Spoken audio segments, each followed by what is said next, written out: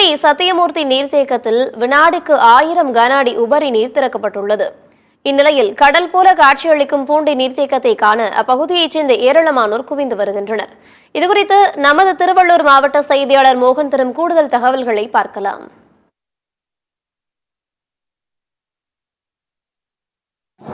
சென்னை மக்களின் குடிநீர் ஆதாரத்தில் முக்கிய பங்கு வகித்து வரும் பூண்டி சத்தியமூர்த்தி நீர்த்தேக்கத்தில் தான் தற்போது நாம் நின்று கொண்டிருக்கிறோம். இந்த நீர்த்தேக்கமானது பார்த்தோம்னால் 35 அடியை கொண்ட நீர்த்தேக்கம். தற்போது இந்த நீர்த்தேக்கம் 34.5 அடியை இந்த நீரானது எட்டியுள்ளது. குறிப்பாக பார்க்க போனால் ஆந்திர மாநிலம் அம்மாப்பள்ளி அணை, அதே போன்று பூண்டி சத்தியமூர்த்தி நீர்த்தேக்கத்தின் சுற்றுவட்டார பகுதிகளில் உள்ள நீர்பிடிப்பு பகுதிகளில் நேற்று இரவு முதலே பார்த்தோம்னால் கனமழை பெய்தது. இந்த மழை பெய்ததன் காரணமாக பூண்டி சத்தியமூர்த்தி நீர்த்தேக்கம் அதன் முழு கொள்ளளவான 35 அடியை 34.5 அடியாக எட்டியுள்ள காரணத்தால் இன்று பார்த்தோம்னால் பொதுப்பணித்துறை அதிகாரிகள் மற்றும் வருவாய்த்துறை அதிகாரிகளின் மூலம் இன்று இந்த நீர்த்தேக்கமானது வினாடிக்கு 1000 கன அடியாக திறக்கப்பட்டுள்ளது.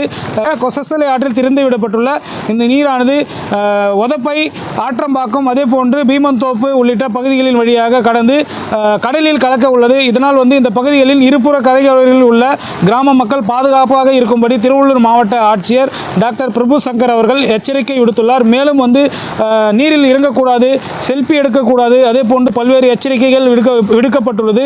குறிப்பாக இந்த சத்தியமூர்த்தி நீர்த்தேக்கத்தை பார்வையிடுவதற்காக இந்த பகுதியில் உள்ள ஏராளமான இந்த பகுதிக்கு செல்கின்றனர். இந்த பகுதியில் காவல்துறையினர் பாதுகாப்பு போட வேண்டும் என்று ஒரு கோரிக்கையும் எழுந்து உள்ளது.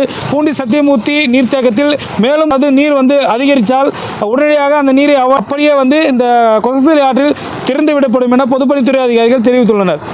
சத்தியம் செய்திக்காக திருவள்ளூர் மாவட்ட செய்தியாளர் மோகன்.